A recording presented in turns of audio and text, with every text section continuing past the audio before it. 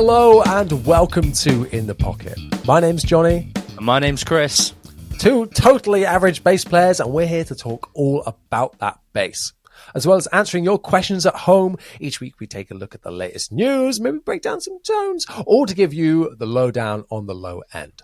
So, today's guest. We're back with a guest, ladies and gents, and today's guest is a globe-trotting bass player, having been seen on screen at huge shows like The Tonight Show, Jimmy Fallon, and so many more, having worked with people like Adam Lambert, Meghan Trainor, a CV to, blow everybody's minds. And as well as on your TVs, you might recognize this young man from his, just a small little YouTube channel over at Deadbeat Studios. He is... That's where we are, man.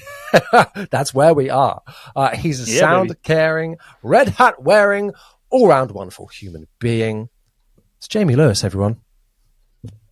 You're far too kind, and I don't have the red hat. I'm feeling terrible. That was good. I should have prepped you for that. I should have been like, get that hat on now.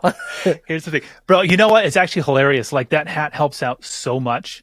If I go to a concert or something and I know someone who's there and it's like, I'm short. I'm like 5'7", and that's rounding up. But if I have the red hat, I stick out like a sore thumb. I go to NAMM show. Everyone's like, hey, Jayme. They're like, I knew it was going to work. Stupid idea, but it works. Basically Slash. Yeah, exactly. Yeah, it's your brand, It was intentional. Well, I didn't choose the red hat, but the red hat chose you. Okay. Well, you're laughing. You mentioned Slash. So I was at a clinic once that Yannick Wazal was doing with Damien Erskine at this thing called Bass Player Live, which is like NAMM show, but bass only. It's in Hollywood. It's a very small event. And they were talking about how like your look is as important as your sound, because we need to be able to recognize you. You can recognize this guy who's wearing a top hat. He's got long hair. And someone goes, you mean Slash? Well, I didn't even tell you he played guitar, but you already knew who I was talking about, right? And so I'm like, okay, I'm bald. I'll be the hat guy. And so I got a red hat, a gray hat, the army hat, a beanie. Like, I'm always in a hat. And people would always ask, not just in like comments, but every show, everywhere I went, I wore a hat. And they'd be like, how come you wear the red hat all the time? I'm like, I don't wear a red hat. I mean, I got the black one, the gray one, the army one. Like, I got all these hats. And after like the 500th time of someone saying, why do you always wear a red hat? I was like, I'm the red hat guy. Like, that's the bane of my existence. Here we go. Okay, I wear the red hat, and it stuck. So I wish it didn't. Well, that was our only question we had for you, Jayme. So thanks for answering that. And thanks everyone for watching. Thanks for seeing the I'll next go one. home now. Yeah. I derailed it. I'm sorry. No, that's absolutely fine by me. Well, I hope you won't derail the whole thing with these 3 quick-fire questions that I have for you, so that the people can get to know you a little bit more. I mean, if they don't know who you are, they're living under a rock. Honestly, I knew you first through all of your YouTube content, and been a fan for a long time. So it's amazing to have you. Thanks, man. Thank you. Yeah, I'm glad to be here. Honored. Now you're in the hot seat. Question number 1 of our quick fire questions is: what is your number 1 bass? J bass, jazz bass. Oh, nice. Do you want a reason or just the answer? Let's dive a little deeper. Which one specifically, and why? Any, it really doesn't matter. A J bass, I prefer passive instruments. So volume, tone, if you just go 100% on all of those knobs, a natural scoop happens somewhere in the mids, and that sits perfectly in just about every mix. It hits nicely with the kick drum. It just kind of carves a space out for it. I'm a mixing engineer and producer also. So the quicker you can do things, the better, right? And when I bring a J bass to a gig or a session or something, the engineer always, I ask him, hey, what'd you do? And he goes, nothing. Didn't touch it. Like, it sits right there. And maybe you tame the dynamics or something. It's like, I didn't have to really EQ it. We'll get it to gel later, in the proper mix. But like, you saved me, 5 or 10 minutes of having to dial it in. And after hearing that over and over and over again, it's like, man, the J bass is the one. Just works. Just sits in the mix. So 99% of the time, up until about 5 years ago, the J bass was like my number 1. I used it pretty much all the time. So what is it now? Well, I'm in a different place in my career now. I do a lot of YouTube videos, a lot of gear stuff. So these days it's all remote, a lot of emailing. So I did a session literally 20 minutes before this phone call, and it was that Jack Cassidy bass behind me.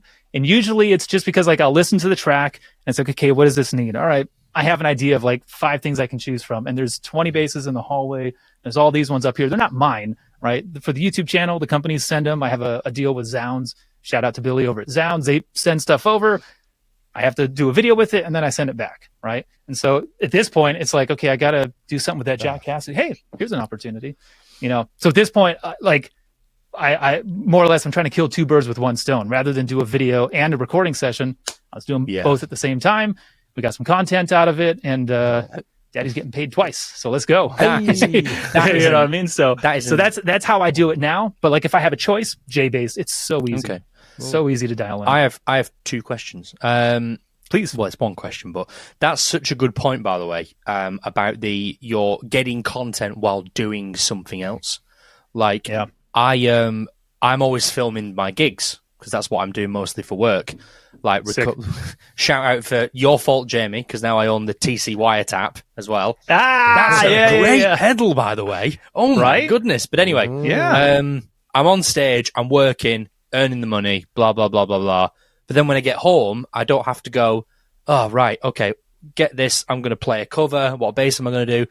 You just got to rip what you've already done and go, there's my content for the next. And then I like to batch, like, get 3 or 4 clips from like a 2-hour wedding and go, well, I'll post that one now and the next one in 6 weeks and the next one in. So it's like you're building up a back catalogue, so which I think is an excellent point. And if anyone listening is considering how do I get content quickly, just start filming what you're doing already musically and just get that in there. And it's relatable. Well, it's not. Is relatable the right word? It's nice because it relates to your real, journey. it's authentic. It's real, it's authentic. So you were saying just then about you were listening through a track and you decided the Jack Cassidy was going to be the bass for that session.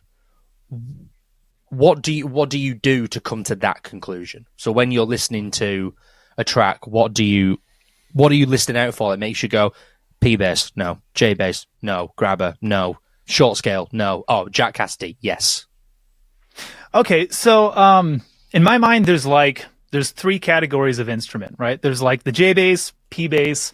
There just needs to be right? So there you go. Those are pick one. You can't go wrong with either of those.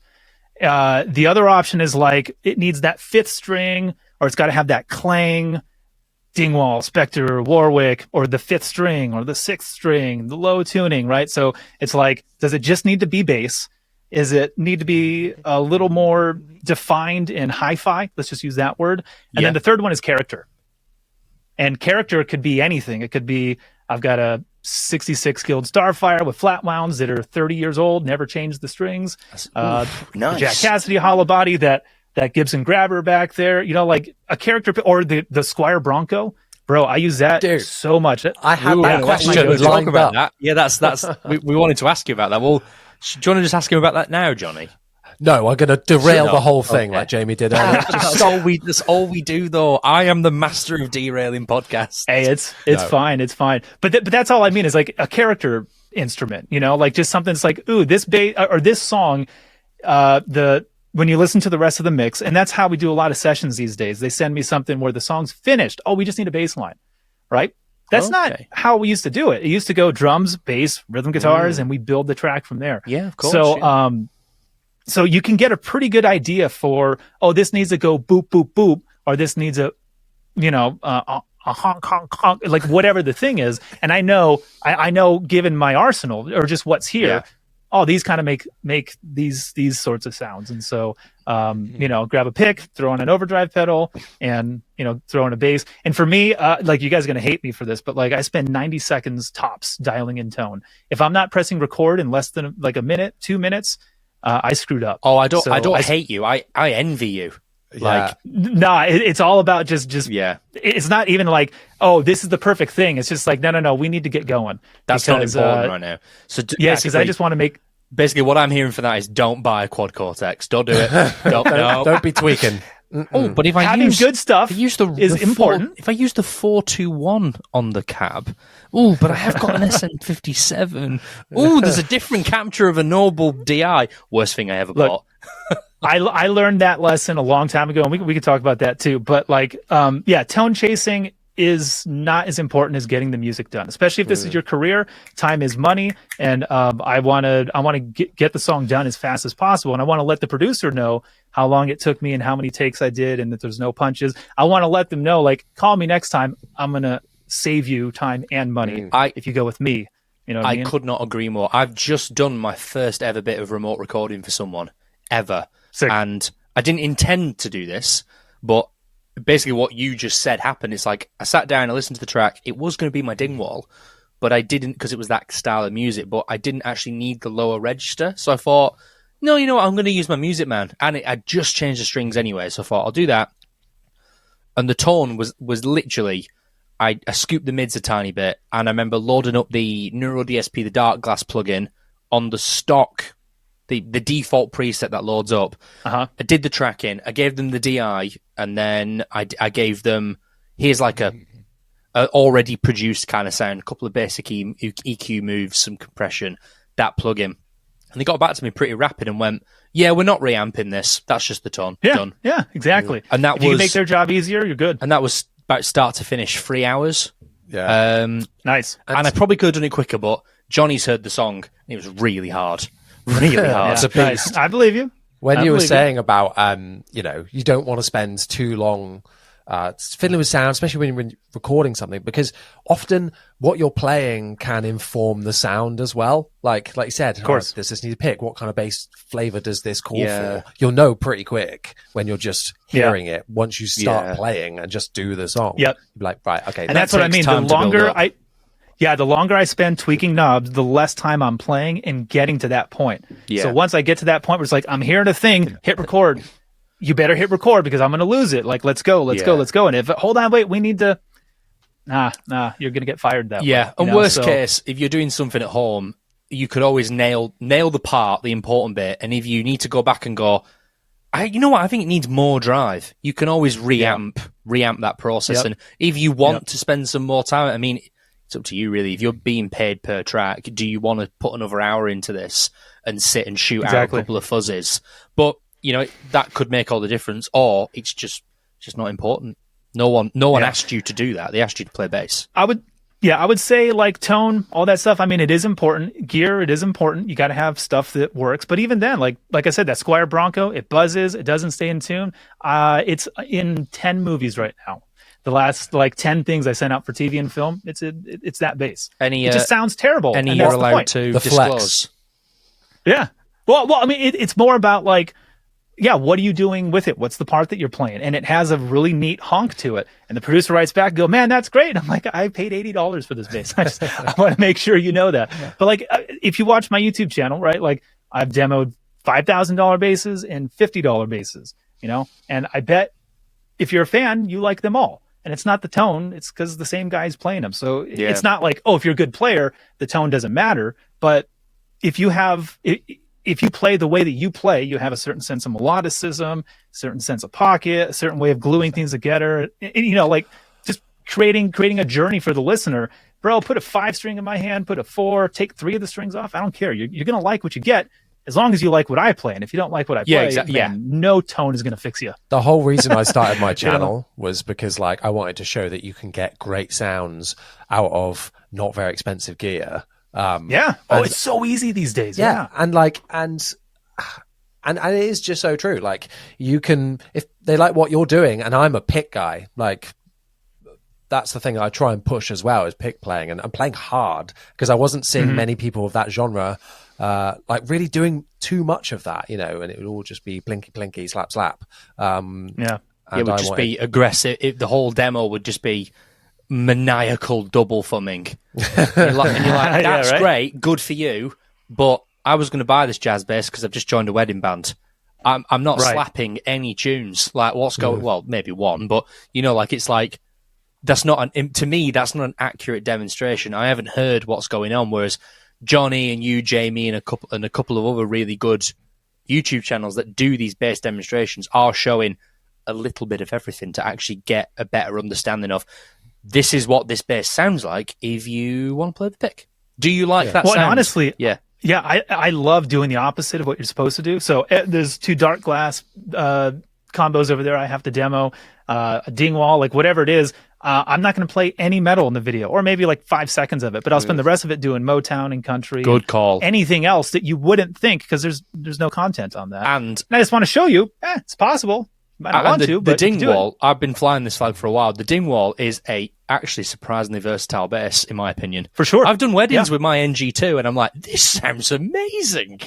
Adam Neely swears by it. He says it's the best B string he's ever played. I would be inclined to agree. Absolutely. Yeah. Incredible. Well, good quick fire question. Yeah, thanks for that quick fire one, lads. Yeah, that was. Sorry, I knew I'd do that. I knew I'd get excited and just force another question in.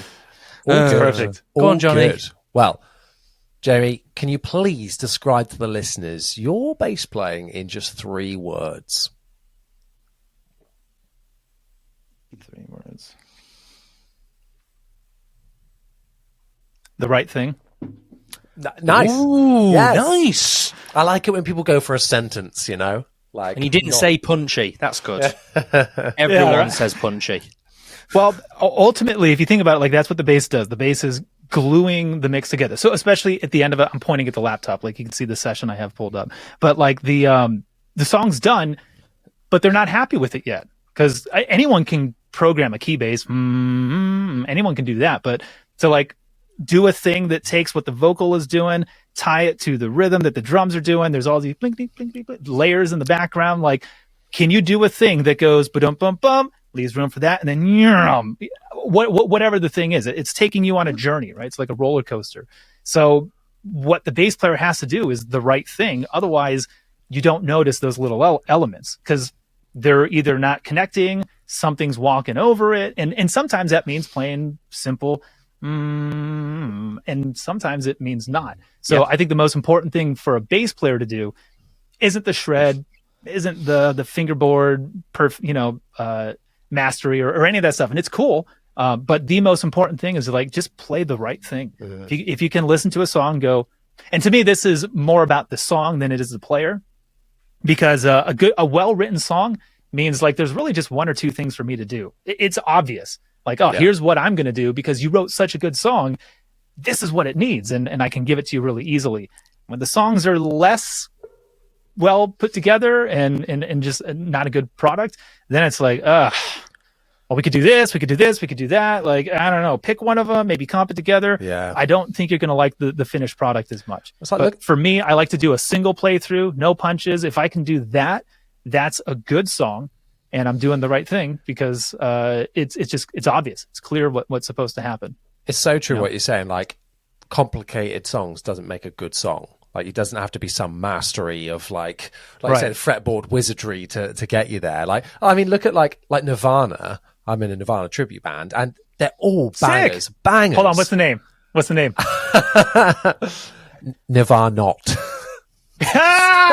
Yeah. No, that's good. That's really good. I like that. I wanted to go with, I said it should have been Nirvana, but that was taken. There's a Slipknot tribute band up here called Slipknot, which is I got a better one. But now is what people say up here. Like, instead of got I've not got an out. Yeah, got a better one. Got a better one. One. The one we played a festival with the other day. They're called Not Slip. Oh, I've heard them. Yeah, that's a good one. Yeah, Not Getting Sued is what that band's called. Yeah, I wish I was in a tribute band so badly. Like, I just do weddings and like corporate events and stuff. I'd love just being like, if I could sing, I want to be James Hetfield in a Metallica tribute band. Sick. So, dude, the tribute scene's cool. The tribute scene is cool. When we played on Fallon, that was with a Dolly Parton tribute band because we won a reality show called Clash of the Cover Bands, and it was 20 tribute bands going against each other. I got the call that morning, and my brother and I flew in. We played the show, we won the show, and then we got to go play on Jimmy Fallon. But so like I wasn't in the tribute industry at all. No. And in fact, like in college, it was looked down upon. Like 20 years ago, my friends were doing it, and it's like, tribute band, what are you doing? That's like basically a cover band. That was me. Well, yeah. And so then when I saw the scale, bro, like every band on that show is making $20,000 a night. They got tour buses. I was like, oh, this is the industry to be in, man. This is where the money's at. Screw original music. Yeah, bro. I mean, a band that's got platinum records, they're not even pulling more than 15,000 a night. The Aussie band's doing 30. Fuck out of here. I'm in the wrong industry, dude. So tribute for sure. I was on tour back in February, and some of the guys in some of the bands were asking kind of like, how much you get paid to like, do a wedding? I was like, well, about £250 is kind of the average thing. And they were like, what? Like, not split 5 ways? I was like, yeah, exactly. And I'm like, no, that's just me and fuel and stuff like that. And then I remember specifically, I tried to caveat by going, well, you're on stage for like 2.5 hours, and one of the guys literally went, "Who gives a fuck?" Like, yeah, that's exactly. the good bit. Yeah, that's the good bit. But we're going to talk. We're going to talk about TV in a minute because me and Johnny have got some television questions for you. Heyo, yeah. But you have one more question, Johnny. I believe. Let's do it. I do. I do. All right. Enough of that, please. All right, my love. Your accents are so lovely, by the way. I got to tell you, that's my favorite. Thank you so much. We've got quite different accents, Chris and I. I'm from the south. Oh, I can tell. And he's from up north. Yeah, Jon Snow over here. Even though I'm the one with the accent, actually. Yeah, well, you're the one. True. Yeah, exactly. Nice. Well, the last question for you, sir, is why? Why, Jayme? Why did you pick up the bass? That's my favorite question. I was a teacher for 17 years, and guitar makes sense. You want chicks. Drums, who doesn't want to like bam some shit? But when a kid would come in and be like, "I'm gonna be a bass player," I'm like, "What's wrong with you? How come? Like, just tell me why. Like, what is it? What's the reason? Why do you want to do this?" Let's break that down. It's a weird one to be infatuated with, and you have to really, really dig it. Yeah. But for me, I come from a musical family. Every aunt, uncle, cousin, sibling, parent, they're all professional musicians, save two. Two of them don't, I think. Like we just grew up around music. Everyone's a player. My mom plays piano. My dad's a bass player. And so growing up, we're musicians. We weren't allowed to play sports because you can't play piano with broken fingers. So I can count on one hand the amount of times I've like thrown a football. My technique's terrible. So we're not athletes, we're musicians. But piano, I played piano at the age of 3, and by 6 they bought us a drum set. And when I was 7 years old, like I said, my dad's a bass player and he had a P bass. And I told you I'm short, so I go into my dad's closet and I drag his P bass out into my room and I lay it flat on my. Do I have a bass right here? Have you still got it? The P bass is coming out. The P bass.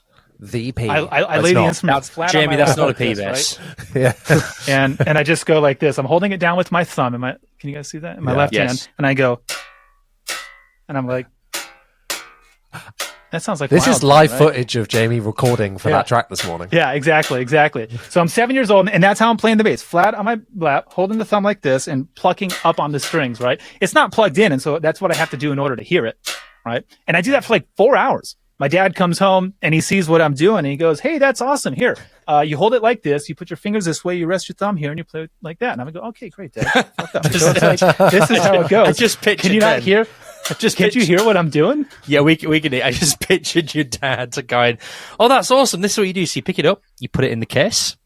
You put it back in the cupboard, and if you ever touch my bass again, Actually, so that was an emerald green P bass deluxe that he bought in the 80s, and he sold it to Ozzy Osbourne. Oddly enough, he put it on the Recycler, which is like the 90s version of Craigslist. Recycler magazine. It was like put something in the newspaper, and so this guy, "Hey, I want that and my dad's Gibson SG." Okay, cool. Ozzy shows up. Oh, okay, sweet. You're right, mate. I'm here for the bass. Right. So, this is 90s Ozzy Osbourne as well, so we probably just didn't know what day it was. I'm 7 years old. I was born in 86, so it's 90, 93, 94. Green Day's Dookie comes out that year, and my life is never the same. I grew up on punk rock. That's my jam. Yeah. So, because the bass is the lead instrument in those genres. If you listen to Green Day, you listen to Less Than Jake, AFI, like pick a band, guitar's doing rhythm, power chords. Yeah. So if anyone's doing any dancing around, it's the bass player. Especially on Dookie. Absolutely. Green Day, Blink-182, two very big examples of just like... Alkaline Trio, like just keep going. Every punk band has a pretty good bass player because he's kind of the lead instrument. Driving that whole thing. Exactly. Totally. So, that was kind of the impetus. Like I picked up the bass and I was like, wow, this is pretty cool. I figured it out. It's not that hard. And my dad's like, well, check this out. And he puts on Stanley Clark's School Days on vinyl, drops the needle. And I just sat there. We just listened to it 7-8 times in a row. And I was just like, I'm going to do that. And that's what I'm going to be when I grow up. I'm going to be a bass player. I'm going to be able to play that song. I still can't play it. I had the exact same thing, but it was Cowboys from Hell by Pantera. Nice. My uncle was like, That's awesome. My uncle was literally like, just started guitar lessons, and he was like, "Have you heard this?" And he goes, and I'm like, "Oh my god, that's not James Blunt."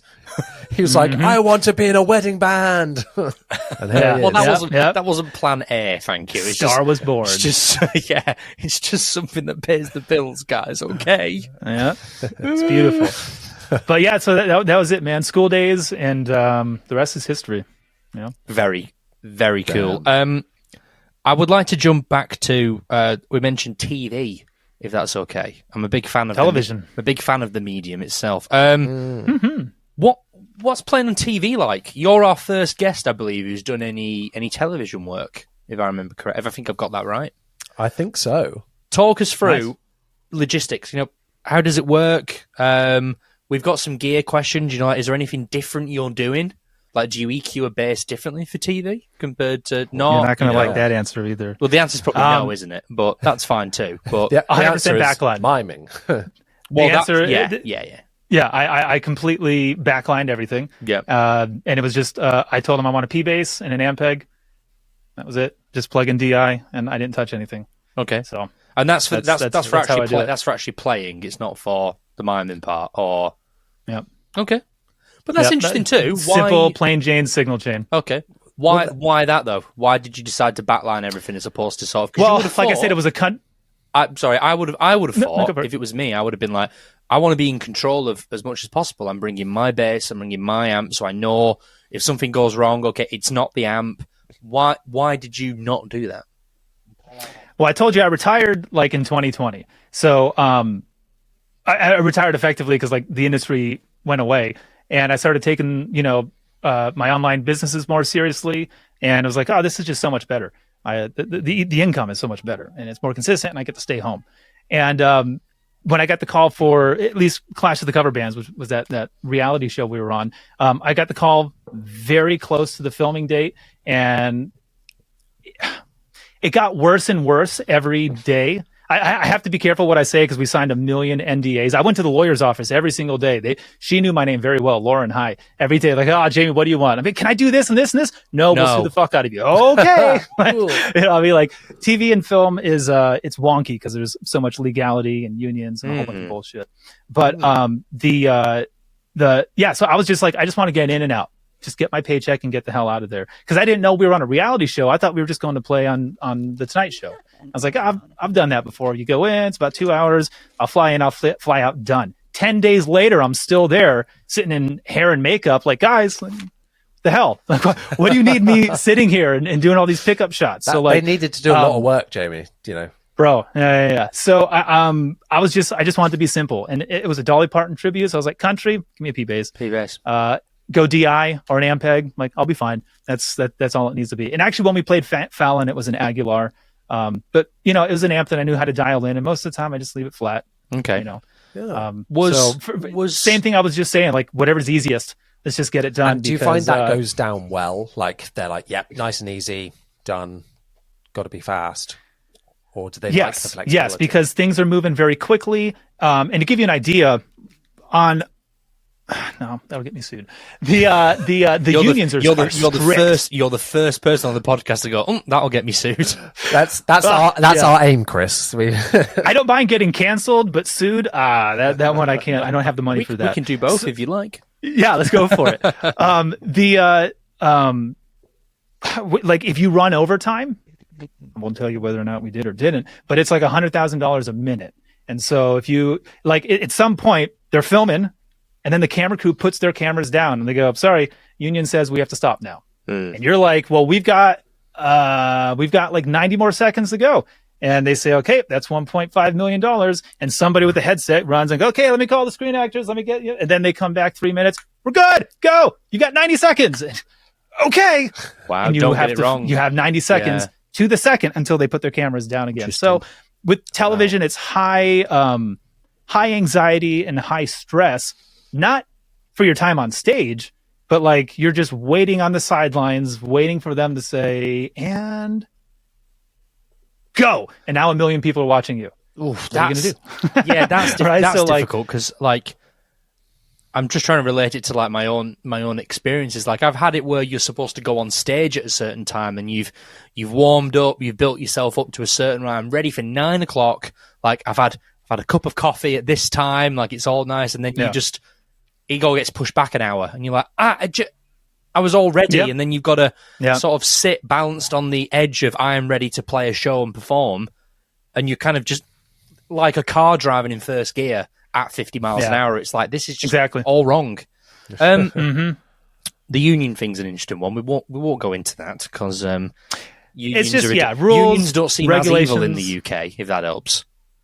Well, Screen Actors Guild and American Federation of Musicians, and it's just all Hollywood. If you're working in Hollywood, you're a union job, and they have rules, and some of them benefit you, and it's nice. There's craft services, and every 45 minutes you take a break. Like there are nice things about it, but that's not what I was expecting on that gig. So, like I said, I just wanted to get in and out, and also, like I said, at that point I was kind of retired. I was only doing this, and so the thought of doing it, and well, I didn't learn the songs either. I listened to them one time on the plane over, and then we went and played. I did that both times, when we played on the show and when we played on Fallon. Never done that before. Yeah. So, the idea of a potential train wreck, like, oh my God, this could be terrible. And by the way, that's never how I did it in my career.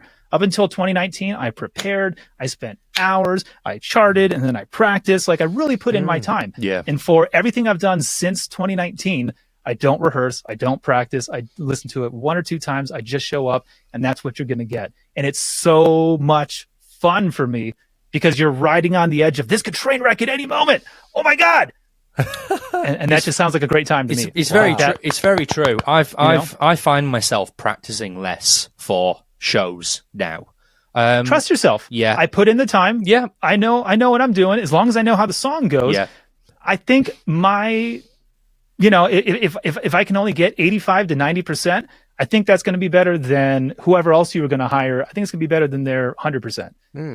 I've clocked in hundreds of thousands of hours. Like, I think I'm ready for this. And it's Dolly Parton. It's how hard could it be? Yeah. So just that challenge of, it's not my bass. I barely know the material and I haven't rehearsed. Let's go. Right. So, and that just sounded like a blast. So I did it. I've done it every single time I've performed since 2020, since I retired. And do you think it's been fun? Do you think an experience like that elevates you as a player then, and how? What do you mean? Like playing on those platforms? Yeah, or like that kind of and sort of free balling at the same time as well. Like, under those circumstances. Yeah, like I'm going in at a level of preparedness that a previous me, Jayme from 3 years ago, would be having a heart attack right now. Exactly. But I'm going in and we're doing it. Yes, it levels you up because going into it, I wasn't like, well, I don't know how this is going to go. No, I went in like Babe Ruth and I said, that's where the ball's going. And then I sent it there. And then when I did it, I was like, oh, I didn't realize I had that ability because I'd never done that before. And so every show I've played since then, I was like, well, let's try that again. Yeah. Let's try that again. And if I'm surprised by it, it's like, why? I told you where the ball was. I said it was going right there, and then I sent it there. That's an excellent cricket reference as well. Very good there. Enjoyed that. There you go, right? But just like learning how to trust yourself, that confidence of, I know what my abilities are. And by the way, if the music was Dream Theater, hey, not doing that because I'm just not doing it because I don't like Dream Theater. Anyway. Do that too. But you know what I mean? Like you do it appropriately for whatever the genre is. But that was a way to kind of make it exciting, bring the life back into it. And also, the money wasn't good. It was a 10-day travel thing instead of 4 hours. It's just like, well, here's a way to keep it interesting because otherwise I would pull out what's left of my hair. Just maliciously working on like the right eyebrow. Exactly. I'm moving on to the beard next. I wanted to ask just quickly as well. We were just talking about that reality show. How is that different to when you've played on Jimmy Fallon? Was that mimed what you did on Jimmy Fallon? No, Fallon was live. Okay. Could you kind of walk us through from a musician's perspective? What is that day like playing on Jimmy Fallon? Yeah. So on Fallon, you show up the day before, and you rehearse. Well, you sound check at about 10 or 11. So you get there at like 9 in the morning, you go to hair and makeup and you wait in the green room. We had a lot of good times in the green room. And then you wait until they call you in. You go and you sound check, and then you're free to do whatever you want till about 3:00. My brother was the guitar player on that. And I think that's probably the reason why we won, because the whole band just came together in 5 minutes. But I called my brother on guitar, keyboard player we kind of knew. So it was like, we brought a band that had kind of been together for 30 years, but had that a bit of chemistry already. Yeah, exactly. Yeah. My brother's been playing as long as I have. You develop that sort of like, for sure. I call it a sixth sense. It's like there's drummers that I've played with loads where I go, I know exactly what he's going to do now. Even though we haven't rehearsed this particular song. It's like, you are going to rush the bridge. I know you will. Exactly. That kind of thing. Totally. But so he and I went to where's that big toy store next door from the Tom Hanks movie? We jumped on the big piano. Like, we just dicked around till 3:00, then you go back in, you play when they tell you to, and it is done live, but they air it at like midnight or something like that. Yes, I've heard that. Yeah. It's done. What is shot is what airs. There's no like correct. No overdubs. Yeah, I only know this. I only know this from the comedian Jimmy Carr. Nice. He's got a really good I don't know him. He's just got a really good book. No, I wish. I love him. He has like he brought out like a bit of a self-help book / autobiography called Before and Laughter. Great book. Really recommend it. But one of the bits he talks about is when the first time he went on the Tonight Show, when he was saying that I do the set at 3:00, and sort of the producer was saying, just so you know, if you bomb, it's still going out at midnight. You don't get to. And then there's a bit where he's talking about hair and makeup, and he's saying to the makeup artist that his face makeup, as in the tan, doesn't match his hands. Like, his hands are much more pale. And the makeup artist leans in and goes, if the audience notice that, you have done your job very badly. No, not wrong. Very true. Yeah. Fascinating. Very, very interesting. Johnny, have you got any questions about TV that you wanted to ask? What are you, a Sony guy, LG, Panasonic? Are you 4K Samsung, ready? Actually, yes. Yeah, I've got a Samsung TV. TCL. I only buy the cheap shit. Hell yeah. I don't think so. I think it's so interesting having you on, Jayme, because you're such a, you've had your fingers in all these pies over the years. Having done, all your teaching now, all of the stuff on TV and playing and touring, and then ups and downs with that, and now on YouTube and doing content. I want to move and talk about some teaching now. So you said, like, when you picked up the online businesses, and then that, was kind of flying and doing, you're like, this is brilliant. I mean, what, trying to form my words here. What was that like when you went straight into teaching, and how did you get the confidence to start teaching? Well, I've been a teacher since the 1990s. Like I said, my parents are musicians, and so I was teaching in a classroom in the 8th grade, 7th or 8th grade, helping teach her classes. We formed a corporation, Lewis Music Academy. It's in Los Angeles. There's about 400 or 500 students a week there. We formed that in 2003. So I dropped out of high school, and I went straight to college to be a music major, and we launched that company at the same time. So I've been teaching always. I've taught tens of thousands of students in person, even more now online, which is incredible, because I've got my last 12 have been like from the Eastern Bloc, Croatia, Slovenia, Slovakia. They're all over the place. It's amazing. But like I've been an in-person teacher almost my whole life. So I retired from that in 2017 when I decided to go like full-time touring. And in 2012, my friend Tim Boone had this crazy idea. He was like, hey, let's start an online bass and drum lessons website. And Scott Devine, no one had really heard of him yet. Or if you did, 2009, 2010, whatever year that was, like, Facebook and YouTube, like, these were all new things. No one saw this shit coming. So kind of like what we were saying earlier, I just started filming everything about 10, 15 years ago. As soon as we could do it decently with cameras, or with phones. And he had this idea to start a website doing it. And I was like, well, I've been teaching for so long, I could film all my lessons. And actually, that makes sense, because then I won't have to teach it again. So like at this point at Jayme's Bass Academy, there's over 150 hours of lessons, maybe 500, 600 plus. I don't know. I haven't counted in a long time, but I guarantee you I've taught everything I know how to do on the bass. I've already recorded it. So to take a private lesson with me, really expensive, right? I'm like 175, 200 an hour, depending on how much I like you. But like the website, it's 175 that's why a year. you charged me 300. But you know what I mean? Like most that would be a lot of money for just 60 minutes. Whereas if you go onto the website, you have access to every single thing. There's a community where we can, send videos back and forth. We participate in challenges, and I can say, hey, raise your elbow up, do this, and watch these 3 lessons.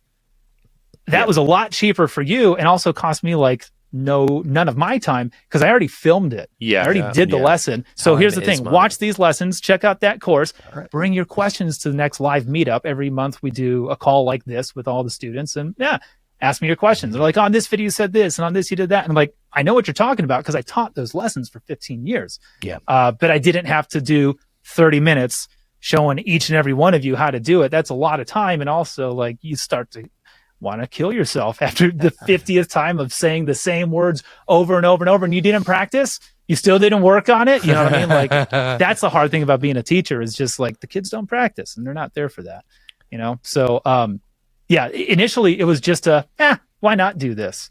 And, like I said, when I got off the road, it was like, okay, well, this is kind of all that's left. So up until that point, it was just something I did on the side. My main income was touring, studio, all of that. And like in-person teaching before touring. And then when the lockdown happened, it was just like, all right, what if I just tried to make this my main gig? Here we are. I'm going back out on tour next year. But I told the artists, like, you're going to have to pay me like 3 times what you did last time because, I do so well at home. I just rather not leave. Yeah, so, it's almost like I don't need this. Like I'm very happy with what I've got right now. So you're going to have to give me some financial incentive to actually. I'm okay with playing out 3 or 4 times a year. That's fine for now, And if you want more than that, it's going to cost you because it costs me. It really does. There's a huge cost to being gone. Like that's something I didn't realize when I was younger. My father-in-law, my wife's dad died in 2020 from the same cancer that my wife had back in 2015. She's fine now, but I had to do the slideshow because I'm the video guy. So they send me 900 photos, right? Of, can you take this and sync it up to 3 songs? Like, yeah, it's for Alan's funeral. And out of 900 photos, I'm in 2 of them. And it's not from like his childhood. I've been dating his daughter since 2003. I've been in this guy's life for 20 years. And I'm not in any of the pictures. And it's like, there's Christmas. Oh, well, I was a music director at a church. So like every December for the past 12 years, I'm never around for Christmas. Hey, everyone's at the Wisconsin family trip. Sarah's there, my wife, where I was in Colorado. Jayme? That's right. I was on tour. I was always gone. I didn't make any of the birthday parties. I didn't make any of the picnics. Like whatever the thing that was happening, I was gone. I was at a gig. I was at a session. I was on tour. I was doing something else. And, I'm not saying I regret it. It's the life. It's the trade-off that we make to not have to work for a living. Let's be honest. Right. But it has such a tremendous cost. And I didn't realize it until I was doing that slideshow. And I went, fuck, what's my slideshow going to look like? Right. There's not nearly as many pictures of me and my wife as there are with pictures of me and some 300 random people I've never met before and I'm never going to see again until I'm in Ohio again. Like that was the first time I went, ooh, this costs. Yeah. This costs in a way that you don't. 27-year-old me couldn't do that. 38-year-old me understands it all too well. So when someone says, hey, I want you to come out for 6 weeks, I'm like, 6 weeks of missing photos? Nah, I'll pass on this one. Yeah. Unless they tell me the dollar amount and it's like, okay, I can fly her out for a day. I can do this deal. Let's go. But that's something that, like I said, it never registered with me how heavy that cost is until you find yourself at a spot where you're looking at cancer or a death in the family or something where you're like, shit. I didn't make a mistake, but this was a bigger loan than I realized I was taking, or however you want to think of that. Yeah. So, there's a cost for sure. And then you start, like I know I've had some feelings when I've wanted to. What I'm thinking about is YouTube and playing bass and doing all this, and where my mind should be here now. Even in a mental load, it can be because this is all you got. Yeah. 100%, man. Wow. Not to get too dark and deep, but like, yeah, that's the truth of it. Let's go darker and deeper, shall we? I think that would be a fun podcast. Yeah, tell me about your childhood. You are right, though. You are, like, to conclude, though, you are absolutely right. Like, this is a job that takes you places, and when you're somewhere, you're not home, basically, and you have to like decide, like, well, oh, I'm sorry, I'm taking this gig. I can't be at my best friend's 30th birthday because I've got to do this, or it's like I can't go to your wedding because I'm playing someone else's wedding. It's like those are all choices we have to make, and it's like, the older you get. What is it, Johnny? Go on. You've just given me an amazing excuse not to come to your 30th party. No, don't do this. I've had so many people drop out at the last minute. Don't do this to me. But at the same time, I mean, I'm lucky. I've played so many shows, done so many things that, like, I can say no to like 70-80% of the things that come my way and not be hurt by it. I don't need the experience. I don't need the cred. I don't need the money. Like, whatever the thing is, like, I'll pass on this one. Whereas 22-year-old me didn't have that yet. And honestly, you know what? This is something I didn't realize is so cool about my website. But like, you get to study with me at different points in my life. So there's videos of me when I have hair and I drink beer, so I'm fatter. And I'm teaching you how to do like some Victor Wooten slap and shit. I don't do that anymore. But if you want to learn it, you can learn it from 22-year-old Jayme, and he'll tell you his opinion. And then later on in the video, I'm going to cut in and be like, all right, here's the deal. I'm 38 now. Those things... wrong. They were cool, but not that they were wrong, but it's not going to do this for you. It's not going to do this. Like, I can kind of give you same thing. 10 years from now, I'm going to be able to give you future advice. It's almost like you're in the middle of watching this like Victor Wooten double thumb tapping thing, and then you cut in modern day you halfway through and go, can you play My Girl by the Temptations? Yeah, exactly. Like, how's your left hand muting? When was the last time you rang your dad? Like, like, you're not wrong. You just cut straight in and go, I'm going to talk to you about the tone control for a minute, because I bet you never turned it off. Yeah. But that's a cool thing that's like with this paper trail of like all these lessons. And I'm not the only one that has it. A lot of people have been doing this for a while. But when you take it, when you're with a teacher, you're learning from them now and their perspective now and how they see things now. And I told you about cancer and this and that. Like, I have a very specific perspective, but at 25, I didn't. And so if you want that high octane, I practice 10 hours a day guy, he's still there. Go listen to him, right? Like, you can get that. And I'm not going to tell you he's wrong, but there's a time and place for everything. And I'm not there anymore. I'm not the shredder anymore. But if you want to learn from Shredder Jayme, he's over there, go watch those videos. So that's something I didn't realize I was building, is because you don't realize you're going to age and you're going to change. Your perspectives are going to be different, So that's a really cool thing, especially over such a long time. Like I think about me just 2 years ago, and I go, I would not play that now, or like I would not turn that pedal on in that moment, or I would not bring that bass to that gig, and that's only 2 years. That's nothing over the course of like 10, 15, 20 longer years. That's just a huge gap in time. I can relate as well. In one of my first videos in 2020, I was like, I'm not going to demo it with the tone off, because who's doing that? I was like, I didn't even understand that people liked rolling the tone off. And I was like, Hofner's disgusting. And I'm trying to pull it out, but it's stuck. But I've got a Hofner Clubman here now. What she said. Nice. Yeah, I have one of those too. That's great bass. So good. Mine is. Oh wait, I don't have one. Nah. Wow. But there was also a point in time where I had a pedal board that was this big, and I brought it to every gig, and I had 2 refrigerator stacks, and like I had a Federa. Like, there was a time where like I was all about tone and dialing things in. And I just told you now, like, both TV performances that you mentioned, that was just a P bass direct in. And they were all rented. I didn't bring shit, right? Because that's where I am now. But 22-year-old Jayme wasn't, and he would have done what you said. I want my Dingwall. I want this. I want to bring the Here's my important to me then. Here's my 4 different drive pedals that I like cascade into one another depending what I'm doing. And here's some phaser for the bridge, but chorus for the outro. Ooh, do I need a POG and an OC too? All those kind of things. Wow. God. I just try not to sound condescending when I say like, oh, you don't need any of that stuff, because maybe you do. If you're in a Muse tribute band, you need that stuff. Sure, absolutely. Yeah. But I just mean if that's what you're into, and that's like I was into that at one point. So if that affects your performance, then you need it. And I won't say that it's not. Though, you've had those things and explored them and almost like completed them to an extent. Like, let's say fuzz, for example. You're like, yeah, I've tried all these ones. I've used these on gigs. I've used these on recordings, blah, blah, blah. I've now crossed that box. I've checked that box. Now I know I don't really need it. Whereas a lot of other people let's say you've never tried a fuzz pedal, it's really beneficial that they go out and they try those things and they try them on the gigs and realize, oh wait, I absolutely disappear when I turn this on.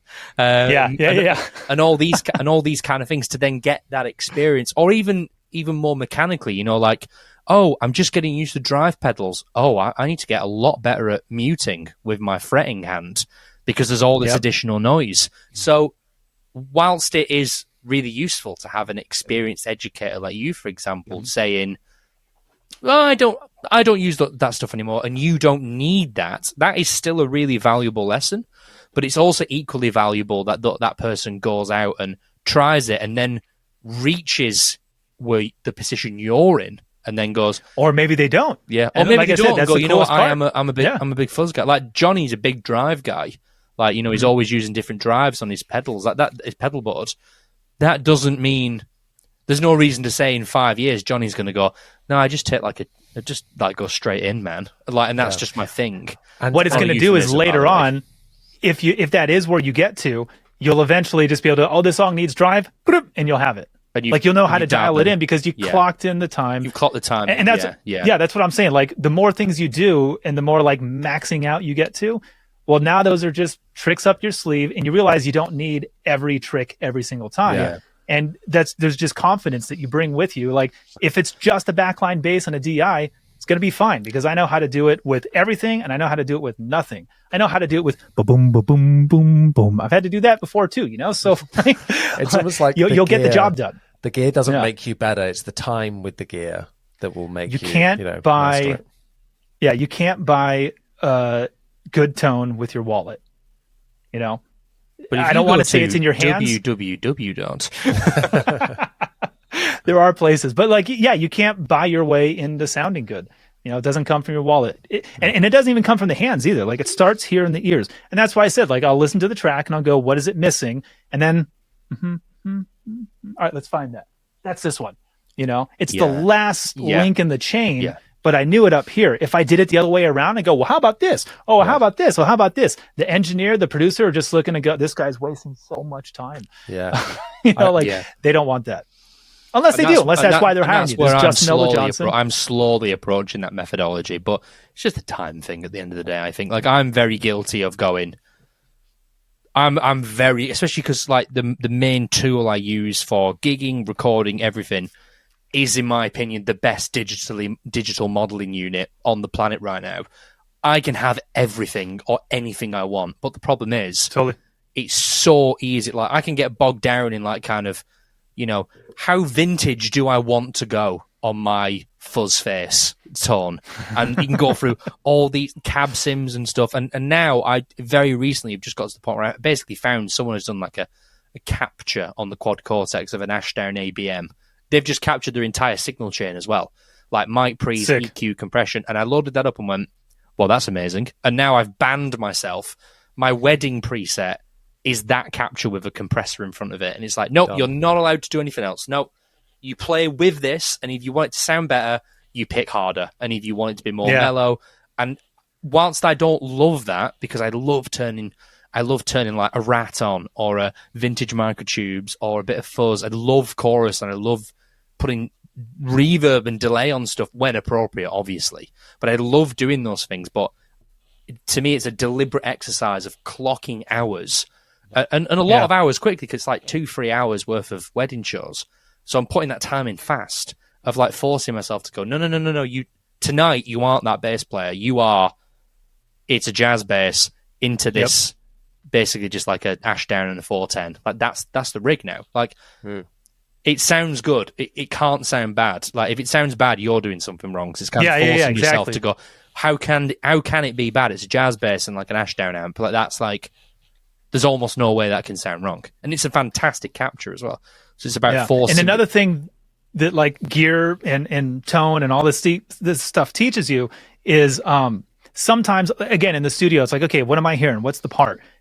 It needs to change. Verse needs to be different from chorus. Verse 2's got to be different from verse 1. Chorus 2's got to be a lift up. Chorus 3's got to be banging if we're talking a rock song, typical trajectory.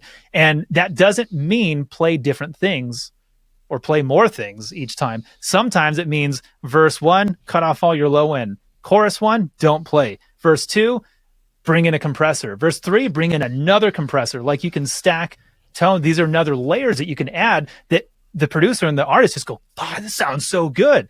But like, I'm not playing anything different.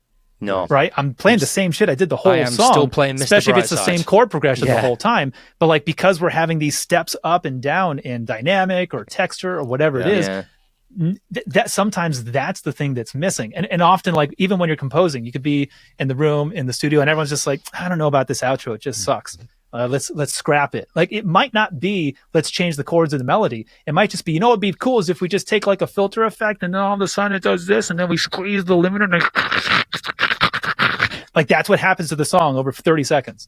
And they go, fuck, that's the outro. That's great. That's a great idea. Like we didn't need to spend 40 minutes chasing changing the lyrics. No, that doesn't rhyme. That doesn't make sense. Oh God, do we throw the 2 in or the 6? Yeah. No, we don't. Sometimes it's like, this is good enough. Just let's hit it with production. Yeah. And if you don't know what that means, you're going to chase your tail for 40 minutes and maybe not get something better than what I just suggested. Whereas if we go with that, next song. Because it could literally just be a case of bass player puts an octave pedal on, but plays the octave up. Now we've got a different tone. We've got a fatter tone that's like different to what we've heard before. Mm-hmm. It's just enough to go, oh, yep, there we go. There's the variation we needed. And all you did was slide up 12 frets and put a pedal on. Precisely. Yeah. So again, I never tell anyone like, oh, you don't need that stuff or you don't have to wait. Like, I mean, I don't want to say I don't need it, but I'm at a point where like it's just another thing. It's just another option to have. Go for it if you need it and if you don't. But understanding how to use things to level up a song and move it forward, that's what they're hiring you for. That's the expertise that they don't have. In addition to all they can do is program a key bass. And they're like, holy shit, you see what all this stuff this guy brought to the table? Yeah. Make sure he's on the writing section next time. Let's cut him in as a producer. Let's make sure we take care of him because I want him on all of it. Yeah. That's your career. That's how you move forward. Well, after Johnny's finished destroying his desk, speaking of tone, I feel like now might be a good idea or a good time to segue into a little bit of a tonal section. What do you think, Johnny? You stole the segue. I've been trying to slam in there for the, I know, because I know how you think now. I'm inside your head. Perfect. Normally it's like the slightest, the tiniest little segue opportunity. I'm like, bam! It's usually a pun. It's usually a pun. Speaking of steam hams, let's do this. Fake Simpsons reference, but fair enough. I like it. This segues nicely then onto our next segment called That Tone You Own. It's my favorite segment where we ask our guests to maybe bring along a tone that they consider to be their own or just something that they're enjoying right now or just something we want to talk about and break down. So, Jayme, at Debbie Studios there, you have the capabilities to play something live for us, right? And we're going to... I could do that, or I could play the session that I just did right before this call. If you want to, I could just like the bass and the drums. I can't play the rest of the music for you, but I can show you the dry signal and then how I processed it. Yeah, let's do that. This is a first for the podcast. Can you kind of walk us through like your... of course. I was going to say walk us through your mental well-being, and I'm like, that's not what I mean. All right, give me a second to find the right screen. Okay, it's this one. All right. Yeah, kind of walk us through as well, like if you can, like where your head is as you're like coming to these decisions. That would be that insight would be very interesting to see. Absolutely. Let me or hear if you're listening to this. Is this okay for the angle? Can you guys see me and the screen just fine? I don't know how that will come out. Is it recording vertical right now? Because right now it's a horizontal screen. No, it will record landscape, but I might get half and half. Okay, so what I've got is two screens. They're just stacked next to each other. I think that's fine. I think I can. Yes, I've put you full screen on my screen. I think that is how it will export. So that's fine. Oh, let me do that. Oh yeah, because I mean, we'll just leave this in, but we should get this for the people who are looking at home. And worst case, Johnny, can you can you edit it to the point where it looks like this? No, I'm purposely going to chop it both in half so it looks horrendous. Good. That's what I was hoping. Like, just every time Jayme mentions something on screen, it just zooms in on his face, and then when he talks, it just zooms in on his his taskbar instead. Yeah. All right, let me just make sure. Is this audio getting to you guys? Yes. Do you guys hear that? It's Okay, coming cool. in. That's a bass. All right, so this is the Jack Cassidy bass with. Let me make sure plugins are off. All right. So the song, like I said, I kind of listened to it, went, what does it need? What does it want? And this is the bass line that I came up with. This is the second take. I did 2 takes. You can see no punches, no overdubs, because it's like an indie rock, kind of loose, rough around the edges. So you don't want it to be too perfect. But this is my cousin on drums. That's my excuse too, by the way. Yeah, excellent. Yeah, this band's called Evening Elephants, and I don't know when this song comes out, but this is the bass line.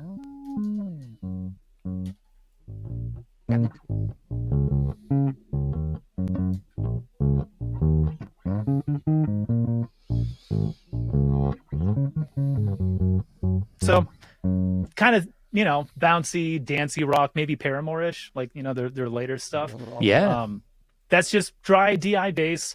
And as I was going, like I said, it's got to have some character to it. So the first thing I did is I just threw up an Ampeg B15 plugin, and it's totally stock. I didn't touch it at all.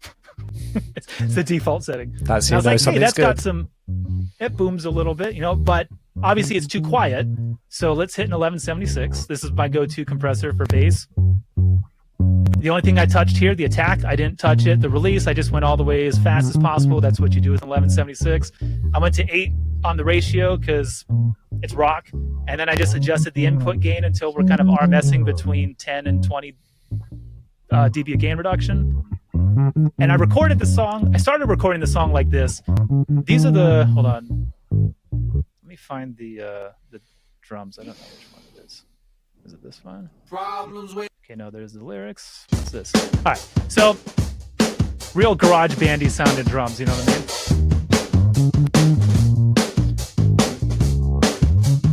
Cage the Elephant. You know what I mean? Yeah, it like that fit the vibe, and I could have left it right there, but I was like, nah, let's put some dirt on it. So I went before the Ampeg, and I just put this Tube Screamer, because I just typed in overdrive, and it was the first one that popped up. Of course. And I left the drive default. I left the level default, and the tone. Let's see, the tone defaults. I don't know. I think the tone is more like up here, but I just pulled the tone knob back a little bit.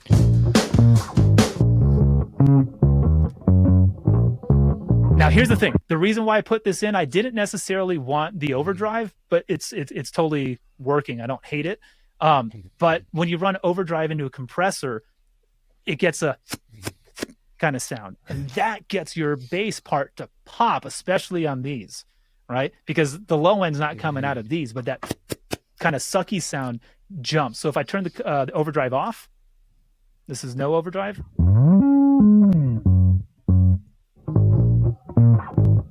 Okay, yeah. You hear that? Yeah. That's so interesting. And that's also because of how I have the attack set on the compressor. Also, if I were to go faster with it, that would kind of disappear a little bit. Now it's going dot dot. Yeah, because it's kind of just it's catching it hard. Yeah. So you're doing like a slower attack and a faster release then? Yeah, I just left the attack. Like I said, all these I just left on the default settings, but I knew crush it here, faster here, and the input you just set to you get 10 to 20 dB. That's what you want for rock music. Okay. So with the drums, no, that's the track.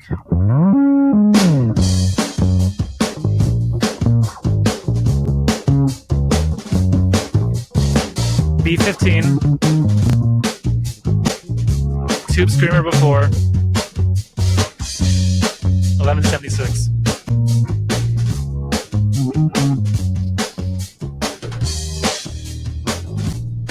Actually, wait, the Ampeg default's here. I did pull the treble down. Okay.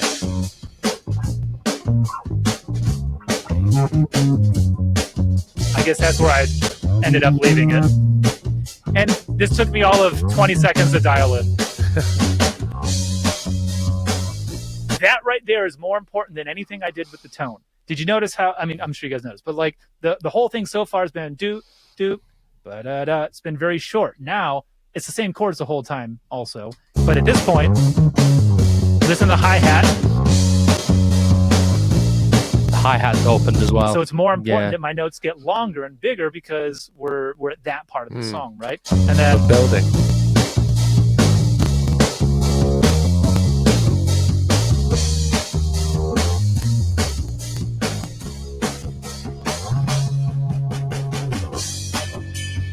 big and boom.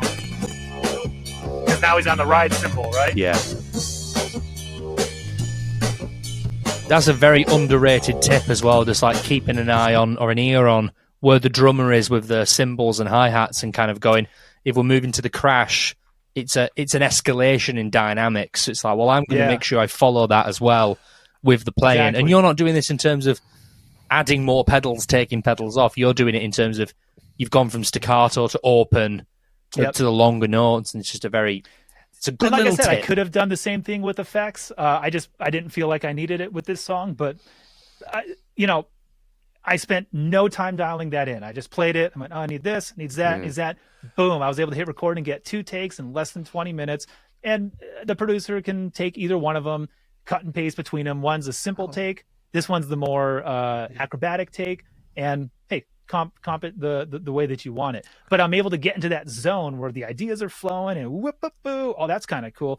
The compressor really makes these notes smack. And so I kind of play into it a little bit, Yeah. But you can't get there if you're spending 10 minutes dialing in knobs and tweaking stuff. So I know how to use amps. I know how to use pedals. I know how to use compressors, so I can do it real quick. So it's, again, to come back to, it's not like you're wasting your time with all this gear you're buying. Like, no, you're learning how to achieve those sounds with those tools and when to use them. And now when an opportunity presents itself, you're ready to go, I think that's amazing advice. And often people are always on one side of the fence or the other. Like, yes, love gear, go, go, go. Or like, absolutely not. I'm going straight into the amp and that is it. Like, you don't need any of this. And I like that you're hesitant to be like, I'm not going to say you don't need it because it's a tool to help you achieve what you want and to add to what you're doing. Yeah. But like you said, and then you're not messing around with twiddling and tweaking and micromanaging yourself. You're allowing the creativity to flow and not having any hurdles with that. And if your creativity flows through a pedal board, then like, hey, that's totally fine. And it's also like a beauty's in the eye of the beholder thing. Like, I'm a professional. This is what I do for a living. I'm 38. I don't even know how to tie a tie. I've never had a day job. When I was 16, I worked at a record store. That's how old I am, right? So I had 2 years working at a record store, and Best Buy put us out of business because iTunes hadn't come out yet. So last time I had a 9 to 5. You know what I mean? So like, this is all I do. Exactly. This is all I do. So these types of things are important to me. If all you do is play in your bedroom, you don't want to gig out, you don't want to start a band, you don't want to make YouTube videos, and all you want to do is make a clank, clank, clank sound that like you hear on someone else's record, and that makes you happy. Like, who am I to tell you that you're wrong? It'd be stupid of me to say you're doing it wrong. No, you're getting exactly what you want out of it. And if that's what you want, I've got lessons on that Jayme's Bass Academy. Come check it out. Or, right, if you want to learn something else, I'll show you how to do that too. But it's always, that's what I learned from teaching, right? You're serving the student. If I'm trying to show you, here's what you have to do, I'm probably doing it wrong. It'd be, unless you're playing violin or classical piano, but who wants to do that shit? We're bass players. I work in education. We got a better way of doing it. I work in education. It's so true. I've heard students say, like, who had learning difficulties, and they said that, it wasn't until this teacher taught me in such a different way or allowed me to learn in a different way and gave me that environment. That's when I loved learning. And that's why I became the person I am now, not through doing what you should do and, doing everything the traditional way. So I think, And it might be because we're bass players too. Like, I have a classical degree. My degree's in classical double bass. I haven't played one since college. 2007 was the last time I played an upright. But like, I would go to my lesson and it started with a beer. My teacher was the assistant principal bass player of the LA Philharmonic, the number 2 guy on the Western Coast. And we just had a beer, talk shit like this. And then, hey, let's do some Prokofiev or whatever. Whereas like my violin friends, my classical guitar friends, they came back crying from their lesson because their teacher laid into them. You're not practicing hard enough. This sounds like shit. I'm going to throw you out of the department. Show me a bass player that talks to their students like that. We don't exist. But violin, piano, guitar, classical, like it's very common in that community. I was like, no. Just found a niche in the market there. Definitely gonna take that one. Yeah, right. There you go. Take it. Have you seen the film? You said you're an educator. Have you seen the film Whiplash, Johnny? Yes. Not my favorite. You said you're in education, though. What do you do? I'm a marketing guy for a college. So Sick. Digital marketing. So I interview students and things like that all the time. So I get all that like feedback from them about like teachers and like how things. A music school specifically, or not specifically? No, it's everything. But we do have a big music department, so that's what got me in originally. But no, not music. Definitely. But that's the full-time day job alongside all of this madness. I like it. I'm doing this. Stability. You got it. You're living the dream, man. Wow. Not yet. We'll get there. Living somebody's dream. Exactly. That's a fantastic way to look at it. And I'm looking forward to seeing how you answer these next questions, Jayme, because as we reach towards the end of the podcast, we want to give you some quick fire questions. I know we said quick fire earlier, but these are 1-word answers. Okay. No explaining, nothing like that. We just want to know. So, Chris, would you like to kick us off with our first question? I would love to. Jayme, imagine like, the lights, like, doo-doo-doo, like this. I mean, I could do that if you want. Yeah, if you want to just, if everyone wants us to do this for a second. I think I've got it. What is your social security number? 1, 2, 3, 4, 5. What is your mother's maiden name? Oh, very tense. Are we gonna? Yeah, we're gonna do like this. There okay, all right, let's do it. Let me sort it out. I feel like I'm in Saw. I want to play a game. Do you want to do a podcast? Oh God, now it's like I'm like, tell us the answers. Yeah. Standing before you are 3 drive pedals. Okay, right. I'm sorry. Question. It's on brand. Question 1. Let's hear it. No, you're not allowed to elaborate. 1-word answer if possible. Pick or fingers? Fingers. Very well. Excellent. Nice. Jonny Dibble to serve. Oh, you've already answered this, but I'm going to say it anyway. Active or passive? Passive. Nice quick answer there. Back to Horrocks. 30, love. Rounds or flats? Round. Nice. Normally that's a thinker. I should have said nickel. Well, actually. Question number 4. 4-string or 5-string? 4. Excellent. In-ear monitors or wedges? Amps and wedges. Nice. Team wedge. Again, you've answered this. P or J? Jazz bass. Very well. Again, no elaboration, please. What's your desert island bass? Squire Bronco. Oh my God. Affiliate link in bio. We've just sold 20. Okay. Number 8. Best bass effect. Compression. Nice. Chef's kiss. Right. Number 9. If you need some examples for this one, we can provide them, because some guests have been like, I don't really know. I can phone a friend. What do you mean? So, give us an unpopular bass opinion. Now, I'll give you a quick example. When me and Johnny asked each other these questions, Johnny said, octave pedals, overrated. Like a hot take. Does it have to be bass or music in general? Ooh. I mean, we like a bass one, but we'll take a music one as well. My most controversial take is there's no such thing as talent. Ooh, I've never met a person with it. Ooh. Interesting. Not at a certain level, talent definitely teeters out. Absolutely. I kind of want elaboration now, you know. Well, I can if you'd like. Go on, But elaborate. But I mean, it makes total sense because once you hit a certain level, no one on that playing field is just their own talent.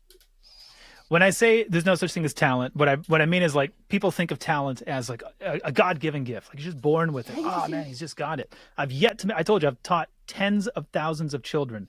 Never once have I put a guitar or bass or drumsticks in their hands and they could just do it. Like never once. It's happened 0 times in my career. I've never met a person who could do that. But there are a handful of kids that came back the next week out of tens of thousands. Maybe there were 14 that I've worked with that, well, they put in 7 hours a day. Like they actually did the things I said. They came back and they said, hey, I found this. What's that called? I'm like, shit, that's called an octave, dude. So what is that? I don't know, but I wouldn't call that talent because that kid was infatuated with music in the way that maybe another kid would be infatuated with football or girls or whatever the thing was. For me, it was bass. I can't explain that, but I don't think it's in my DNA. I don't think it's in my blood.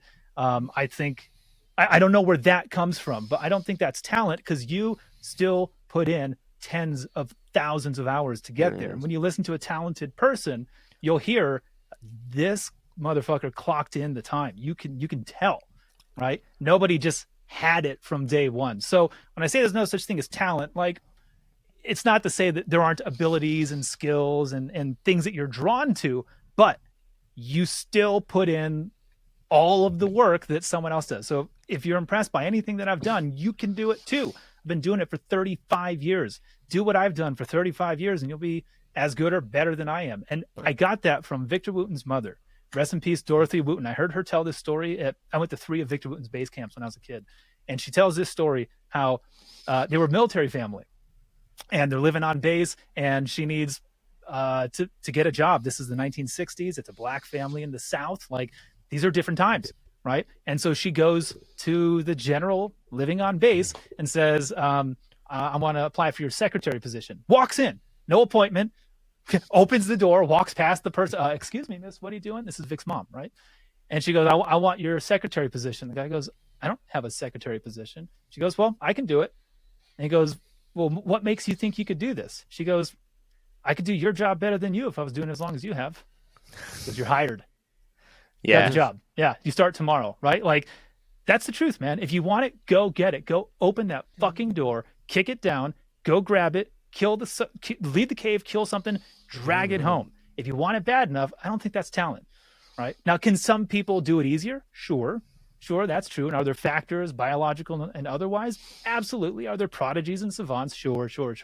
But like that's not 99.99999% of all of us. Most of us get what we want because of blood, sweat, and tears, and you just keep hacking away. Keep hacking away. And if you think, oh, I'm not talented, I'll never get there, then you're right. You won't ever get there. But I never said that shit. Every time I fell, I got back up. You keep going. You just aim big and you can have it.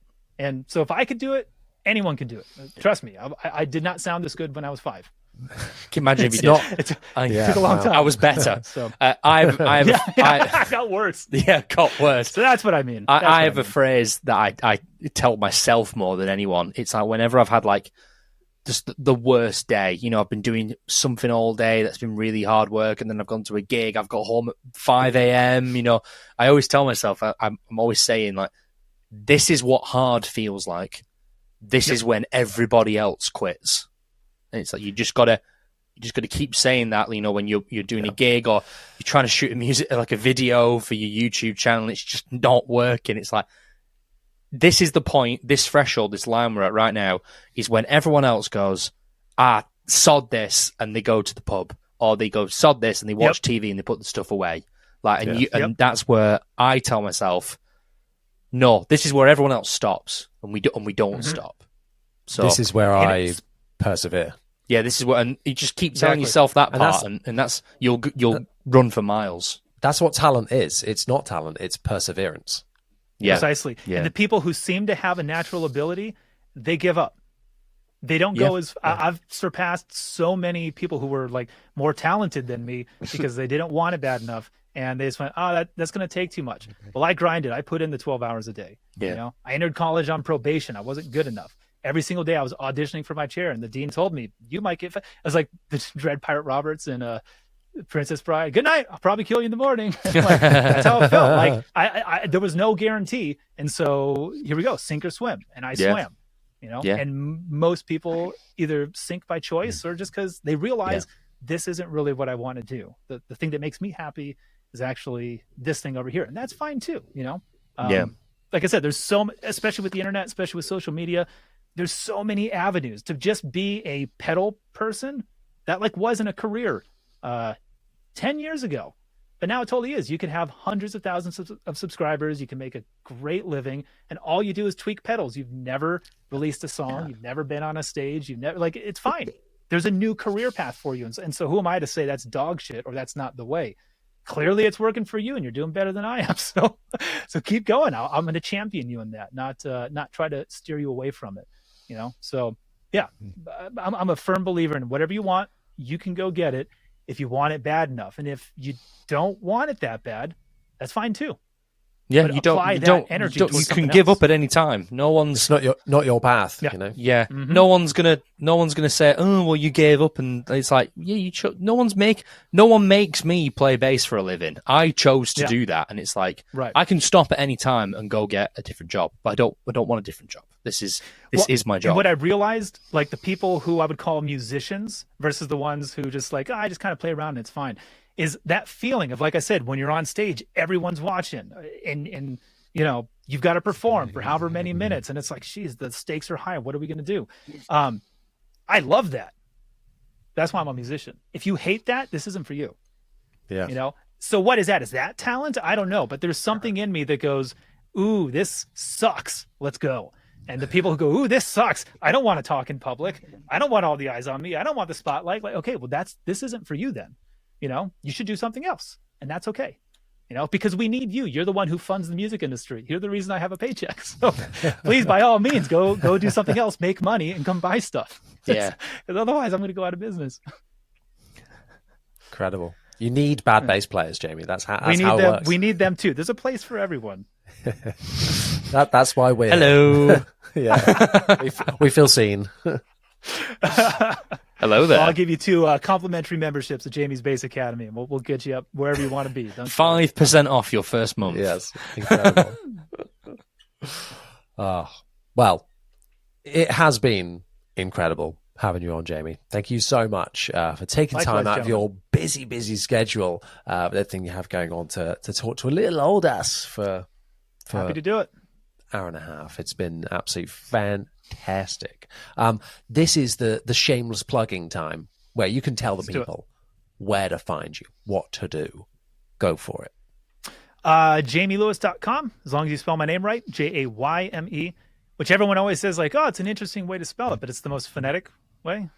So I don't hear an I in J or me, but so JaymeLewis.com, that's like the main website. JaymesBassAcademy.com. That's my online bass lessons website. Do you guys put like links in the description or that kind of thing? Yes. Yeah. All right. So I'll drop in one that's got a coupon code. So anyone who's watching or listening, if you want to check it out, there's a free 14-day trial.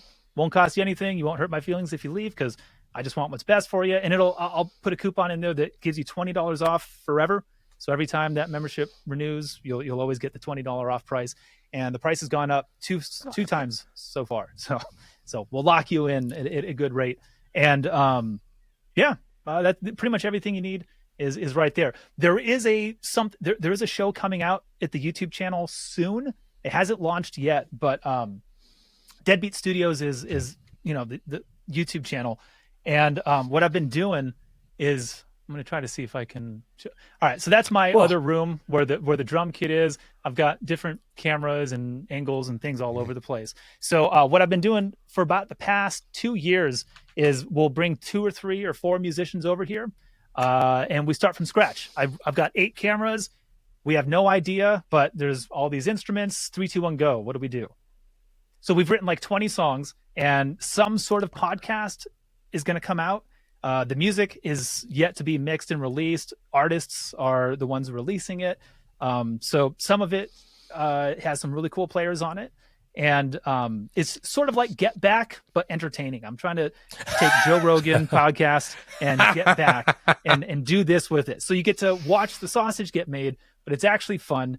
Every song has like 15 hours of content. So that's kind of what I'm doing right now is how do I release it? Do you just want to be a fly on the wall and watch the whole thing? Or is it better if you just watch the funny bits and we get rid of all the stuff where we go to the bathroom and take a smoke break for 10 minutes or whatever?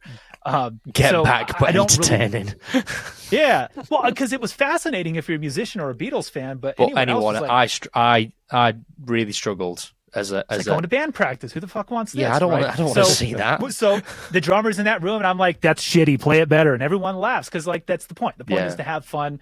But we're writing songs from scratch, death metal. I got a song that's like Tool meets Beatles. We do this whole Hey Jude outro in 7. It's awesome. But so yeah, we just like write a song on the spot, build it from nothing and finish it in a day. And then we've done that I got like 15, 20 songs, 20. But they're all in mixing and music takes forever to come out. So the idea is the song comes out and then here's like 6 episodes to kind of support the release and also spotlight the gear that we're using. It's not just bass, drums, like DW sent over 2 of those drum kits for those snares. I got like a whole bunch of different companies involved with like kind of like what I've been doing on bass, but now it's scale with guitars, drums, microphones, all the different instruments and plugins and stuff. Because why not? Why would I just stick with one thing? That was all part of it. Damn, that so sounds I'm really really excited cool. to launch that, but it hasn't. It's on the horizon. Maybe next month, maybe the month after, but we're getting close. So. That sounds so cool. That sounds super fun as well. Like it's been a blast, dude. It's the best. It's so cool. That's the one that's nerve wracking, is because like Phil X does a solo on one of them. Rod Diaz from Korn is on another. Nick Shingelis from Job from a Cowboy. Like there's some cool players who they had to phone in because they're all on tour and stuff. But still, yeah, it's just like I don't want to disappoint you guys, so let's do something really good and get you to come back next time. So yeah, that I'm really, really stoked on that, but it's been a grind because I had to build the studio first. This wasn't here. This is the second story of my house. So I had to put all this together and that took a year. So I did all the construction myself and it's all held together with duct tape. So it's horrible. But any second now it's coming down. An old chewing gum. It's happened. Yeah. Behind me, there's like a 6-foot-tall Jason Voorhees statue, and like a bunch of shit fell on him yesterday. Oh no! It's like, nah, just roll with it. That made it to take Dracula. My dog. As soon as we start screaming, because we've done a lot of metal. I got one song. We had 2 8-string guitars come in here. Hold on. Okay. Let me just play gent this time. One for you guys. It's gent time. Oh, dude, this one. Zeros and ones. Let's go. Well, there's no bass on it yet because these songs it's are not needed. These are 8-string guitars, and we tuned in drop E flat. So technically, drop 13-step tuning on an 8-string guitar. Double drop E. Yeah, it's so stupid, dude. But great for you though. That's called E flat standard for you, Jayme. Yeah, exactly. I'm just gonna drop it a half step and play it right there. Yeah, unison tuning. It's the way to go. This is a song I play drums and I sing on. When I say I play drums, I played 40% of the drums and programmed all the kicks because I did it with a single kick pedal and that E kit back there, that rolling. So my cousin played the drums, I played the guitars, and I did the drums and just finished the last half of it. So I'm not this good of a drummer, but I did play a solid 40% of it. But here, I'll give you like 20 seconds of this one. It's so low.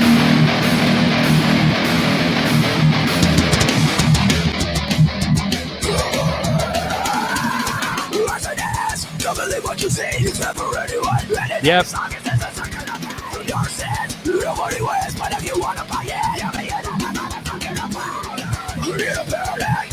And actually, this is my cousin on guitar, and my grandfather's accordion is around. So every song has an accordion part, and it's fucking ridiculous. So like that's what we're doing. That's supposed to be like Slipknot. I forgot the other band that we mashed up. There's another hardcore band called Zayo. So this song's like Slipknot meets Zayo. But every song's a different genre, different players. So like you could show up every week and just you'll get something different. Trust me. So I'm into it. Yeah. I'm into that track as well. That is very much up my street. Yeah. Okay. All right. Hey, I'll send it to you. Yeah, send it to me. Send it to me. Yeah. Well, that's another thing too. Is like I want to send. I haven't done bass on this because I did the drums and the vocals. So this is one I want to get Nick on, or just another bass player, do a video of like, hey, I sent this to 5 different bass players. What'd they come up with? You want to be one of them? Just say the word. I'll send it to you. You got to lay down your part, send it back, film yourself. You'll be in the video, and we'll mash it all together and make content out of it. But very nice. That's like the cornerstone of what I try to do is just how do I capitalize on something I was gonna do anyways, and try to get as many eyeballs on it. So a video like that might do well. I don't know. We'll find out. But if you want in, you just say the word. If it was fun, it was worth it. Totally. Yeah, that's how we do it. Man, that sounds so cool. Damn, I'm jealous. That's awesome. Yeah, send it over. Thanks, we'll see what we can do. Yeah, we'll do. Yeah, you'll both get it. Incredible. Speaking of things that are incredible, the thing that you, the people at home, should do right now, as well as checking out Jayme's website, is going down below and clicking subscribe if you're watching on YouTube, as well as liking the video, all that stuff. It helps us reach even more people. And then we can, start growing, getting bigger, get some money, and then we can just do this for our jobs. That would be incredible. That'd be nice. Budget makes everything. Yeah, let's go. Also, go and follow us on Instagram at In The Pocket Pod, where you can see guest announcements and ask questions like people have done today. We've kind of weaved a couple of those in here and there throughout. So, yes, thank you so much to everyone that's gone over and done just that. The last bit of admin I need to do is to ask you all to rate this podcast 5 stars on your listening platform of choice. So whether it's on Apple or on Spotify, that 5-star review really helps us. Of course, be honest, only if it's 5 stars though, and to help us reach more people, because that's how we grow. Chris, where can people find you on the internet? You can find me quite literally everywhere under That Guy on Bass. Nice and easy. Very glad I cornered that name, by the way. I'm learning as time goes on. Having spoken to on more all platforms too. Everything, yeah. Not Twitter, actually. Someone else got that annoyingly. No, I changed it. Sorry. So yeah, it is all of them. The more marketing managers for companies I speak to, the more I've learned That Guy on Bass is really good. Yeah, excellent. So that's nice. Me. That's me. Mainly Instagram, but I have other platforms too. He tried to get it on OnlyFans, but that guy on ass was taken. No, it's not. I checked. All right. Hey, there's a way. Yeah. If you want to go and check me out, it's Jonny Dibble everywhere as well. Just my name. Go and check it out. Subscribe, follow, all that good stuff. Gentlemen, let's close this thing down. Thank you so much for being with us today. And to you listening at home, thank you so much for listening. We'll see you next time. Bye. Adios.